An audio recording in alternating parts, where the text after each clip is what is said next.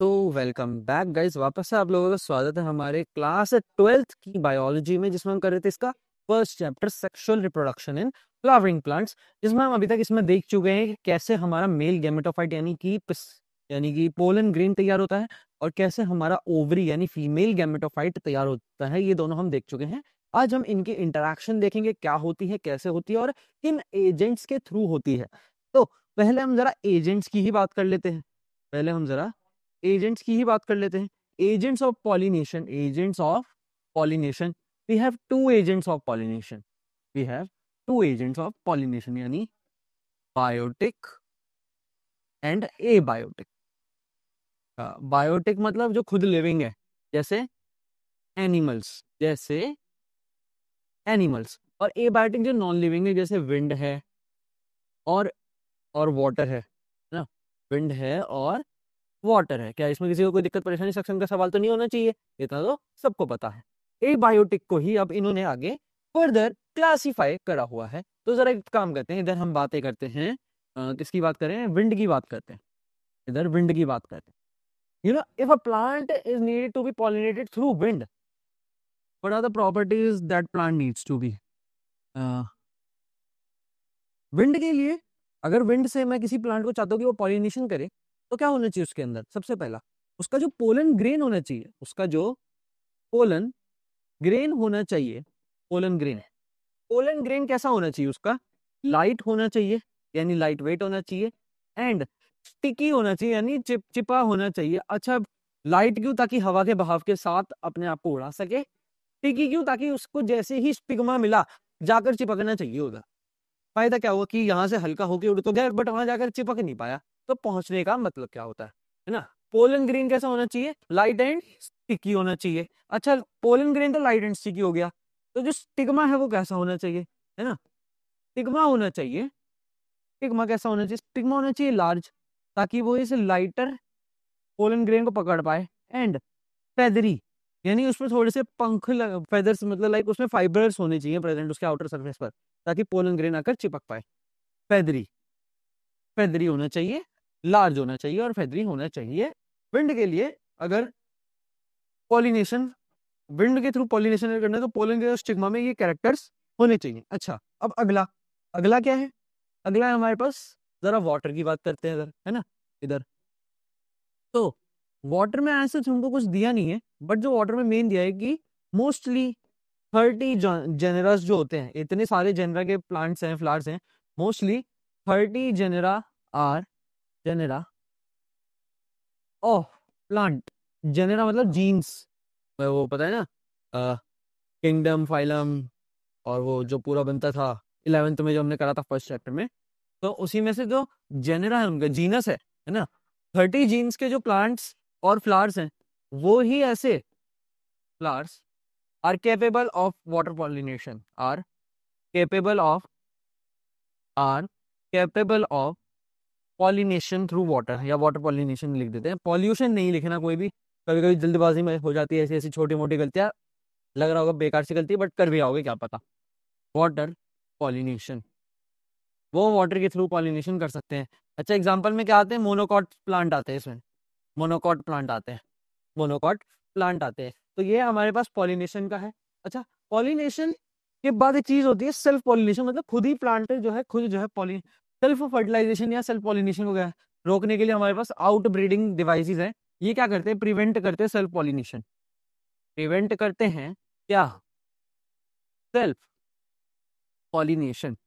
Self pollination ये prevent करते हैं। तो इसमें हमारे पास चार आते हैं चीजें, तरीके।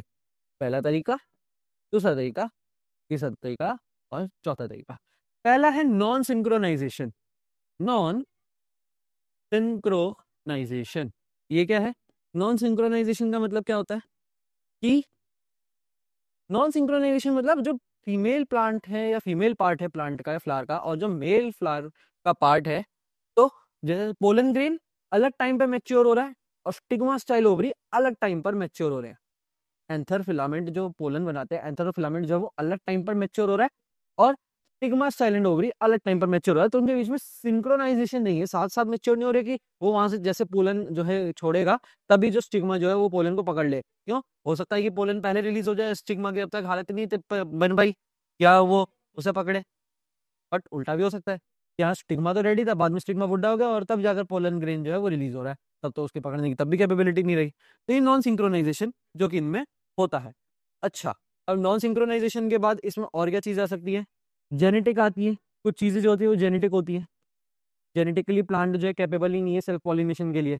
और क्या आ सकता है इसमें?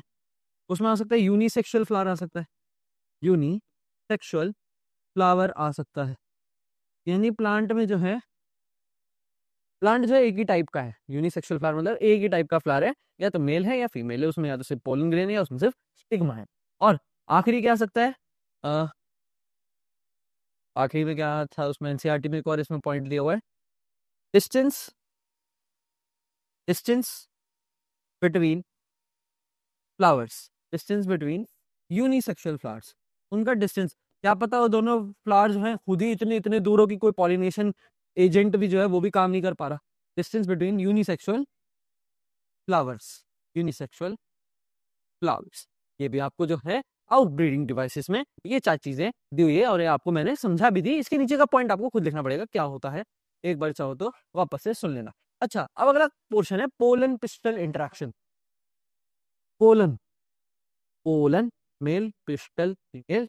अच्छा, लास्ट टाइम ये बनाया था, ये याद होगा कहीं बनाया था, अभी मतलब बनाया नहीं था, देखा था, कहाँ देखा था जरा याद करते हैं, जरा याद करते हैं। ये देखो, ये रहा चलाजलैंड और ये माइक्रोपाइलरेंट, यहाँ पर 3 2 5 6 7 8 है ना, और सेल्स तो यहाँ 7 ही है, 1 2 3 4 5 6 और एक ये पूरा सेंट्रल सेल 7। तो ये क्या था?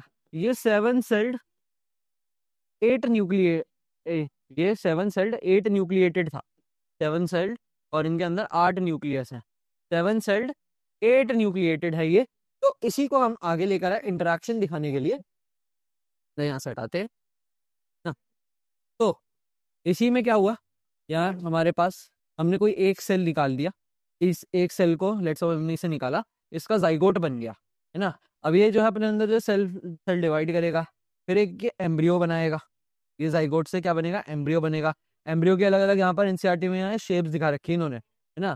और फिर एट दी एंड ये बनेगा कॉटिलिडॉन, प्लूम्यूल रेडिकल में ये बनेगा।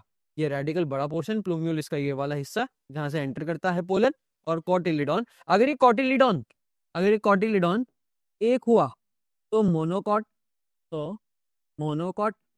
और अगर ये कॉटिलिडॉन 2 हुए तो डाइकॉट, तो डाइकॉट। अच्छा, इसी के बेसिस पर हमारे पास यहाँ पर मोनोकॉट और डाइकॉट का जो है वो भी है। तो यहाँ जरा कॉटिलिडॉन्स गिनो, यहाँ देखो, यहाँ जाने के रास्ते कितने हैं? एक है और 2 है ना। तो ये क्या है? Typical dicot embryo. यहाँ पर प्लूम्यूल रुक गया, ये कॉटिलिडॉन्स है इसके, है ना, ये जो ये कॉटिलिडॉन्स बन गए ना सेपरेशन के साथ, और रेडिकल एकदम एंड है इसका। और स्कूटेलम, ये आपको याद रखना है कि जो क्या बोलते हैं कॉटिलिडॉन का एंड होता है किसमें? मोनोकॉटम, उसे कहते हैं स्कूटेलम। ये पेपर में 1 मार्क में पूछा जाता है, और इसका एक रीजन होता है जिसे कहते हैं क्लियोप्टाइल, ये भी आपको याद रखना पड़ेगा। इसकी जो डेफिनेशन है वो आपको एनसीईआरटी में पैराग्राफ है उसमें ही मिलेंगी कि क्लियोप्टाइल पर्टिकुलरली कौन सा रीजन है, स्कूटेलम पर्टिकुलरली कौन सा रीजन है। ये आपको सिर्फ डायग्राम मैंने समझा दिया कि क्यों ये मुकॉटिलिडॉन्स में पहचाना, मोनोकॉट और डाइकॉट्स। अब कुछ हमारे पास आखिरी टॉपिक है इसका, कुछ इंपॉर्टेंट हमारे पास टर्मिनोलॉजीज गिवन है। अच्छा, टर्मिनोलॉजीज में सबसे पहले क्या बात करें? वाटर पॉलिनेटेड प्लांट्स की बात करते हैं। तो वाटर पॉलिनेटेड प्लांट्स हैं हमारे पास हाइड्रिला, हाइड्रिला और वेलिसनेरिया, वेलिसनेरा और जूस्टेरा, और जूस्टेरा। अच्छा, अब हमारे पास अगला क्या है? एक्वाटिक तो है प्लांट्स, एक्वाटिक प्लांट्स हैं, पर फिर भी पॉलिनेशन नहीं हो रहा उनका वाटर के थ्रू। ये कौन है? ये है वाटर लिली, ये है water lily and water hyacinth, water hyacinth, water hyacinth. अच्छा, अगली चीज फॉल्स फ्रूट। फॉल्स फ्रूट में हमारे पास आता है एप्पल, फॉल्स फ्रूट में हमारे पास आता है एप्पल। अब पेरिस्पर्म, है ना, पेरिस्पर्म का मतलब क्या होता है? पेरिस्पर्म मतलब जो न्यूक्लियस होता है इनका सेल्स का या सीड का जो न्यूक्लियस होता है, उस न्यूक्लियस के ऊपर एक लेयर होती है पेरिस्पर्म, इसमें वो होती है। तो पेरिस्पर्म वाली लेयर किन पर होती है? पी और बीन्स में होती है। वो किन में होती है? वो किस में होती है? पी बीन्स में होती है। पी एंड बीन्स में होती है। पी एंड बीन्स में होती है। अच्छा, पार्थिनोकार्पी और एपोमिक्सिस। पार्थिनोकार्पी मतलब जिसमें सीड की फॉर्मेशन नहीं होती। तो कोई ऐसा फ्रूट बता देना है जिसमें सीड नहीं होता। मैं लिख देता हूं बनाना। इसमें किसी को कोई दिक्कत तो नहीं होगी? बनाना में सीड थोड़ी होता है। एपोमिक्सिस। एपोमिक्सिस में देखो आगे क्या लिखा हुआ है। एपोमिक्सिस में लिखा है फ्रूट की फॉर्मेशन नहीं होगी। तो कोई ऐसा प्लांट बता दो जिससे फ्रूट नहीं निकलता। मैं एक बार ट्राई करके देखता हूँ, शायद मैं सही हो जाऊं। शायद इसमें मैं ग्रासेस तो लिख ही सकता हूँ। ग्रासेस तो लिख ही सकता हूँ। और नॉन एल्बुमिनस और एल्बुमिनस, ये कौन से प्लांट्स होते हैं? एल्बुमिनस मतलब जिसमें जो है एंडोस्पर्म बनता है, डबल फर्टिलाइजेशन होती है उसमें। और नॉन एल्बुमिनस मतलब जिसमें एंडोस्पर्म नहीं बनता, एंडोस्पर्म बनता है। नॉन एल्बुमिनस प्लांट मतलब, मैं यहाँ पर जो है सिर्फ इनकी डेफिनेशंस लिख रहा हूँ। इसके एग्जांपल आपको एनसीईआरटी में खुद ही ढूंढने। नॉन एल्बुमिनस मतलब no formation, no formation of endosperm, endosperm नहीं बनता। अच्छा, अब ये लगे आते हैं एंडोस्पर्म की प्लॉइडी बता देते हैं। ट्रिप्लॉइड होता है। और यहाँ पर क्या है? यहाँ पर है हमारे पास formation, formation of endosperm, of endosperm. Example आप एनसीईआरटी से ढूंढिएगा। और नंबर ऑफ ओव्यूल्स की बात करते हैं। ओव्यूल फॉर्मेशन में हमारे पास यहाँ पर या तो इनमें या तो इसमें वन ओव्यूल हो सकता है, वन ओव्यूल जैसे राइस में। और मैनी ओव्यूल्स हो सकते हैं, मैनी ओव्यूल्स जैसे पपाया में। ओव्यूल्स मतलब एट द एंड देखो बीज बनने चाहिए। तो राइस में और मैंगो में, मैंगो में एक ही तो बड़ी गुठली होती है।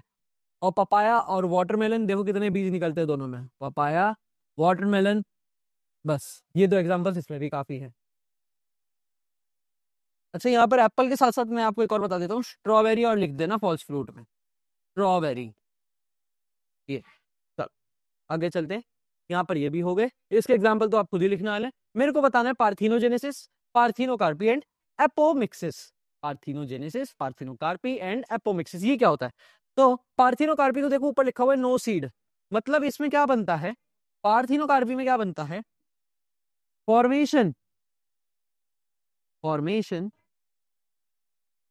Of fruit, formation of fruit without, without fertilisation. मतलब फर्टिलाइजेशन नहीं होता पर फ्रूट की फॉर्मेशन हो जाती है। अच्छा, पार्थिनोजेनेसिस में क्या होता है? फॉर्मेशन, फॉर्मेशन ऑफ एम्ब्रियो, एक एम्ब्रियो या जाइगोट लिख देना, विदाउट फर्टिलाइजेशन। मतलब कि फर्टिलाइजेशन तो नहीं हुआ पर क्या बन गया? जाइगोट या एम्ब्रियो बनकर तैयार हो गया। इसमें पार्थिनोजेनेसिस में। और एपोमिक्सिस में क्या है? एपोमिक्सिस में लिखा है देखो नो फ्रूट। मतलब कि यहाँ पर क्या बनता है? फॉर्मेशन ऑफ सीड होती है इसमें। तो फॉर्मेशन ऑफ सीड कैसे? बिना फर्टिलाइज हुए सीड तैयार हो गया जिस प्लांट में। वो कौन से प्लांट है? एपोमिक्सिस जैसे ग्रास। Fertilisation, fertilisation. तो ये आपके पास एक कंफ्यूजन होने सकती है कि यार पार्थिनोजेनेसिस क्या होता है, पार्थिनोकार्पी क्या होता है, एपोमिक्सिस क्या होता है, कंफ्यूजन हो सकती है। तो इसलिए मैंने यहाँ पर एक डिफरेंशिएट कर दिया इन तीनों को ही डेफिनेशन के थ्रू। पार्थिनोजेनेसिस जिसमें क्या बनता है? एम्ब्रियो। कैसे बनता है? फर्टिलाइजेशन के बिना। अच्छा, अगला फॉर्मेशन क्या होता है? किसका होता है पार्थिनोकार्पी में? फ्रूट का। कैसे होता है? फर्टिलाइजेशन के बिना। और एपोमिक्सिस क्या होता है? किसका फॉर्मेशन होता है? सीड का फॉर्मेशन होता है फर्टिलाइजेशन के बिना। ये तीन चीजें आपको अगर याद होगी तो इन तीनों के कंफ्यूजन भी आपको याद हो जाएंगी और कंफ्यूजन फिर आपको नहीं होगी। सिंपल सी बात है। और इसी के साथ साथ हमने ये वाला चैप्टर भी खत्म कर दिया और हमारा क्लास 12th की बायोलॉजी का पहला चैप्टर तो खत्म हो चुका है। नेक्स्ट टाइम लेकर आएंगे ह्यूमन रिप्रोडक्शन। Thank you.